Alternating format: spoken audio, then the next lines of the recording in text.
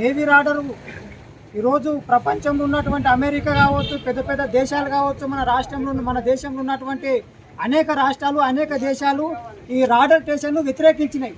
ఎందుకు వ్యతిరేకించినాయంటే radar station వల్ల ఈరోజు అనేక మన మానవులకు కావచ్చు, పశువులకు కావచ్చు, జీవరాశులకు కావచ్చు అనేక ఇబ్బందులు ఎదురవుతాయి.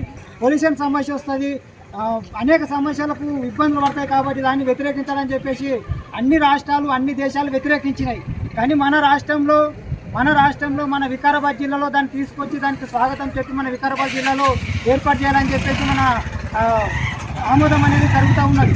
కాబట్టి ఈ రాడర్ స్టేషన్ రావడం వల్ల ఒక గూడూరు మండల కేంద్రం వాళ్ళకు, దామగుండం చుట్టుముట్టున్న విలేజ్ వాళ్ళకు నష్టం కాదు.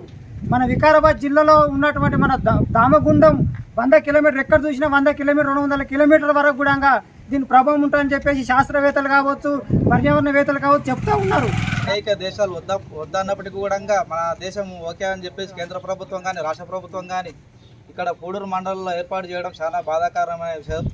ఎందుకంటే చెట్లు పోవడం వల్ల జీవరాశులే కాకుండా మనుషులకు కూడా ఎఫెక్ట్ పడే అవకాశం ఉన్నది. మనుషులకు కూడా రోగాలు వస్తాయి. కొద్ది జీవరాశులకి కానీ చాలా మంది చెప్తున్నారు. జీవరాశులకే కాకుండా మన మీద కూడా బతకనికి కూడా చాలా కష్టమవుతుంది. కొద్ది నీళ్ళు కూడా దొరికాయి. వ్యవసాయం చేస్తున్నామంటే పొలాలు కూడా ఉన్నాయి, వ్యవసాయ పంటలు కూడా నష్టమవుతుంది. కాబట్టి ఈ నేవీ రాడర్ను ఎండకు తీసుకునే విధంగా పోరాడాలి. కలిసికట్టుగా అందరూ ఏ పార్టీలో అయినా ఆ పార్టీలో ఖచ్చితంగా అందరూ కూడా కలిసి రావాలని సందర్భంగా తెలియజేస్తున్నాం. అదేవిధంగా ఇక్కడ ఉన్న స్థానిక ఎమ్మెల్యే కూడా స్పందించి దీని మీద నేవీ రాడర్ అంటే ఏంది, ఇక్కడ ఉన్న ప్రజలకు ఏమైనా ఉపయోగమా లేదా అని తెలుసుకొని దాన్ని వెనక్కి తగ్గే విధంగా కూడా ఇక్కడ ఉన్న స్థానిక ఎమ్మెల్యే కూడా స్పందించి దాన్ని వెనక్కి తగ్గే విధంగా చూడాలని చెప్పేసి ఈ సందర్భంగా తెలియజేస్తున్నాం.